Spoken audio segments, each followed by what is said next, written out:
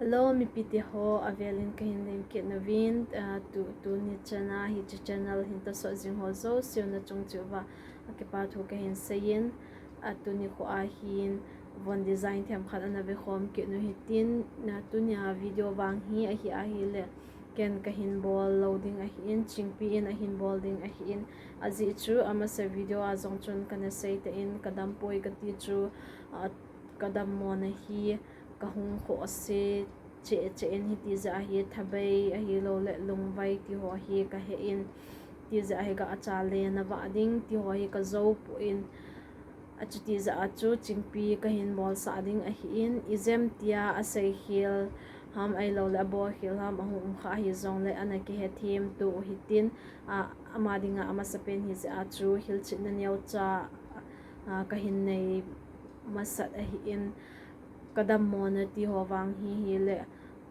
aban video lang ting a hi lo le kahung all zep lang ting le hin sei tang katin na hon zo sin zo na taw na wa ni hin gel do ovin ti chu kahung taw na hi in kadam thing na ding in as i chu de hi asa in indam mo hi zong le a ha adi isanin in lang a hi le amun ho zong na wa that thenin in langa ko yum le ilung zong among ze min chelanga hi damon hoi ga nei ting le ilung gel hi na wa thei pon anu apha ding dungin it is a chu ke zong kadam thing thei na ding in nei na taw na wa nei hin gel do vin ti chu ka hung taw na hi in tun video chu von ho chu ana ve khom taw hitin aban banin packing ke bol dan hoi le cho chu aban banin na ve khom taw te sake na dingin ji design hi ima e alo le asu do ji poin e alo bo design hi po ni hi ji maste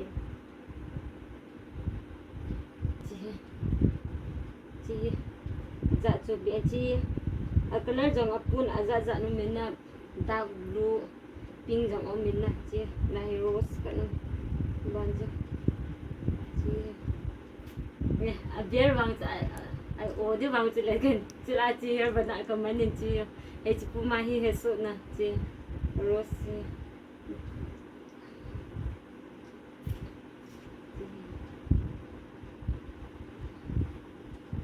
ton a chi design na chum zam chi hi kil jang batan jam chi butterfly yang na ki ham design za chum zam ba le simple thak ni bang le ade good thak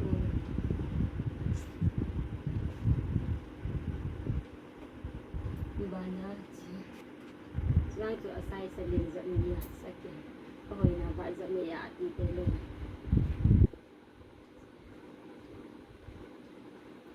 ban ho ni de de sai ki design ho za chum de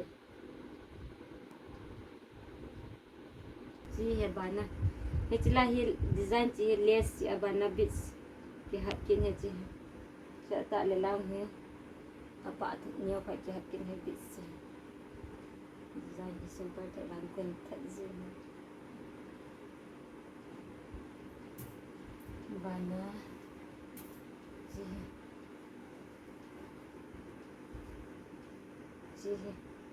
design zo less oh ye ne less pa apin ja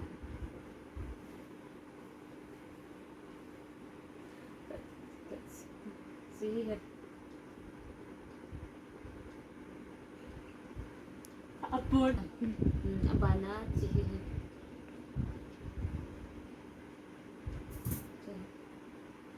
design hai tham phat za chum chum chla pa na ei banga he chila chi da tai chi da ngong dan wang he masang lai to kila bin ei wan mi lang design la he chum de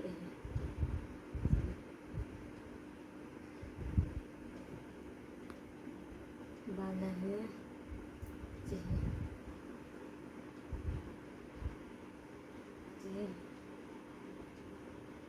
so he design tham phat de za chum chum ni angong amalang neo khat bo te ma chirang za chum chum mi lang les chi he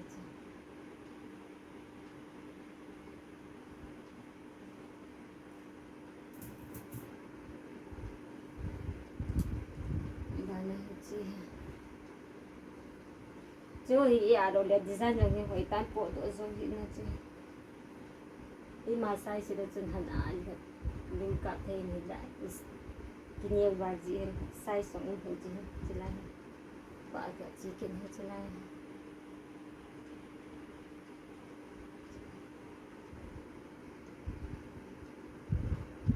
chỉ bố sẽ xuống tới là chúng chỉ và là chỉ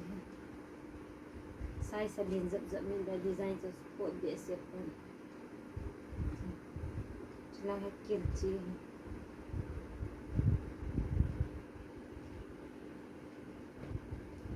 và này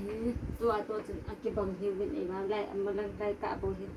ra cho lại vi sẽ thì tôi bằng chi lại cả cho năng kia tôi hơn cái bằng hiệu dẫn ra cho gì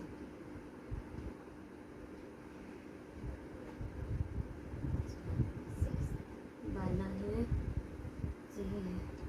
nhiều chuyện hết chỉ tục share riêng ai bằng ai sang ai sai sang ga alin kit nilai chỉ ga unit thay hết cho lại ban ga chụp sự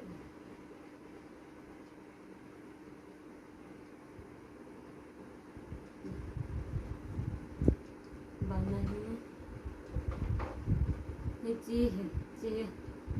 chỉ lại ở ngõ ngay cạnh này nhiều khát rose khát hơn là lại đi hình chỉ lại chứ cần giảm sạ của nè chỉ số hi lệ iron cái tạ đồ lại gì vào chỗ số mà hi cái tạ finishing bằng cái bồn này là finishing cái bồn sai phạm bằng số cái bồn và nó chỉ hi tháo khát nó mua dừng được hay và ngã chỉ ra chụp cái khăn hết rồi nhịp thận hết chỉ lại ama sa chú chỉ lại tiền thì bố sẽ như tại cái dọc bố hiện tại hết chỉ giàu kiện này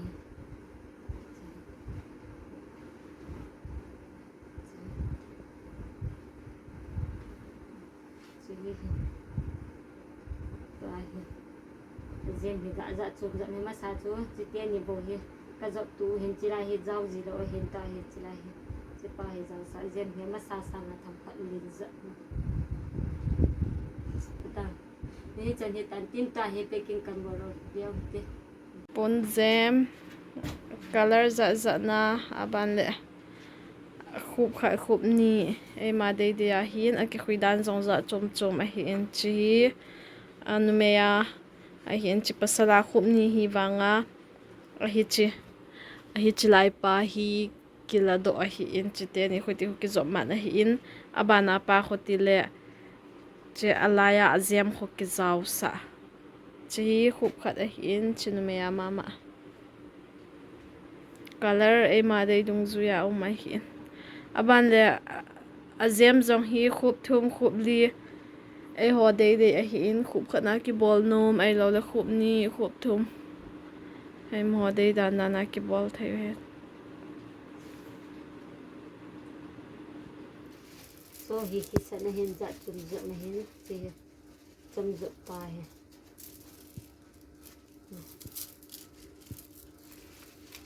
cái cổng đúng rồi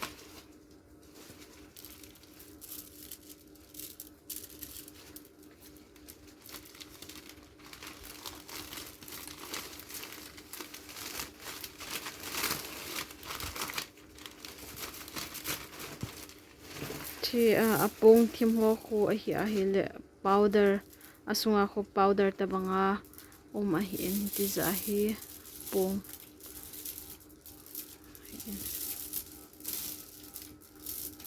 chỉ hi sao dạ pa ya ta chum dạ pa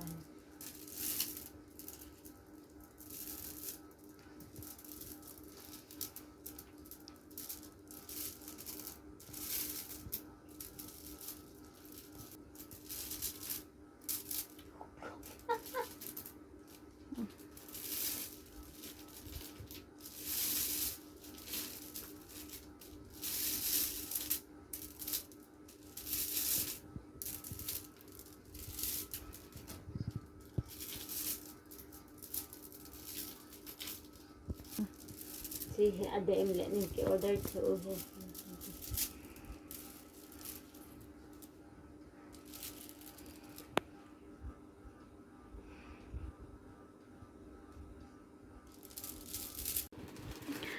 von ho hi tia hi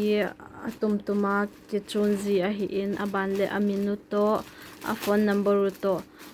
ki het thazi a hin a plastic nga hi aban le mi khat address a ki thozi a hi in azi chu atum tuma hi thot pe a hi le von khat thot na azong bang di khun korelai thot na hi le sang ni langcheng a seizong a umzi in hiti hi za hi mi hi anei a chom hi zong le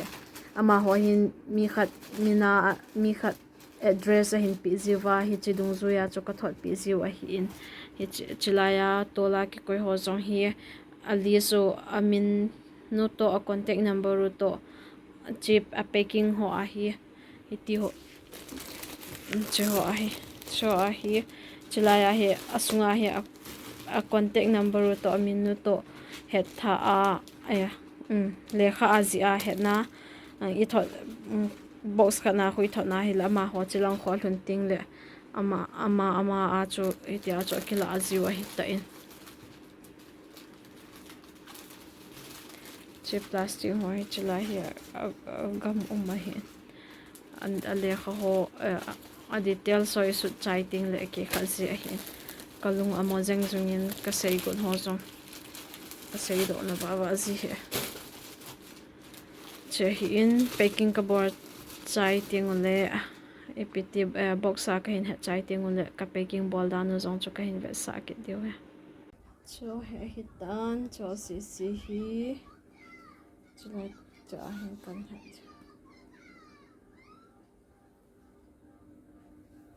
chiwang hi mun choma ding a hi in langa ka po pi langa de hi dang ho si hi mun khat zon khom de che hi san ho chi he hitan packing chu ki chai tan cartoon ho hi abona tia he brown tema be lo le anom zi po binti za cho bona brown tema ka pe o hi in tunya video kain sim now cho hi chan hitan tin aban lang ting le na ki mo to ke taw te